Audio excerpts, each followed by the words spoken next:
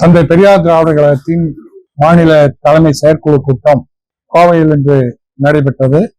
இந்த கூட்டத்தில் எதிர்வரும் திராவிட முன்னேற்ற கழகத்தின் கூட்டணி கடந்த 5 ஆண்டுகளாக தமிழ்நாட்டை முன்னேற்ற பாதையிலே இந்தியாவிலேயே முதன்மை மாநிலமாக மாற்றி அமைத்திருக்கின்ற முதல்வர் ஸ்டாலின் அவர்களுடைய கரங்களை வலுப்படுத்த தீவிர பிரச்சார இயக்கம் நடத்துவது என்று முடிவெடுத்திருக்கின்றோம்.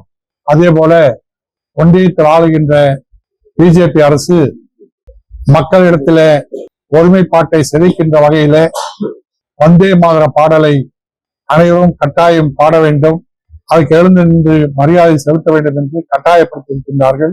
அதை இந்த செயற்குழு வன்மையாக கண்டிக்கின்றது. அந்த வந்தே மாதர பாடல் மக்களிடத்தில ஒற்றுமையை குலைக்கும். ஆகவே அந்த பாடலை உடனடியாக அரசு ரத்து செய்ய வேண்டும். அதே போல திருநெல்வேலி மாவட்டத்தில் தொடர்ச்சியாக சாதி கலவரங்களை உருவாக்கி கொண்டிருக்கின்றார்கள். ஒடுக்கப்பட்ட மக்களின் மீது வன்கொடுமை தொடர்ந்து நடந்து கொண்டிருக்கின்றது. இதை களைவதற்கு கடுமையாக அரசு நடவடிக்கை எடுக்க வேண்டும். கடந்த ஆண்டு நீதி அரசர் சந்துரு அவர்கள் தலைமையில் ஒரு நபர் கமிஷன் அமைக்கப்பட்டது.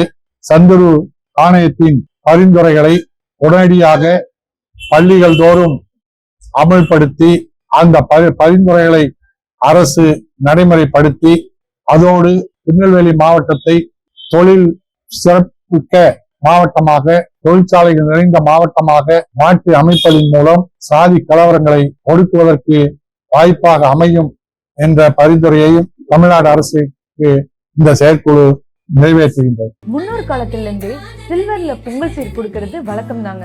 ஏன்னா சில்வருக்கு பியூரிட்டி, லாக்ஜிவிட்டி மட்டும் இல்ல, சில்வருக்கு ஒரு லட்சுமி கடாட்சமும் இருக்கு.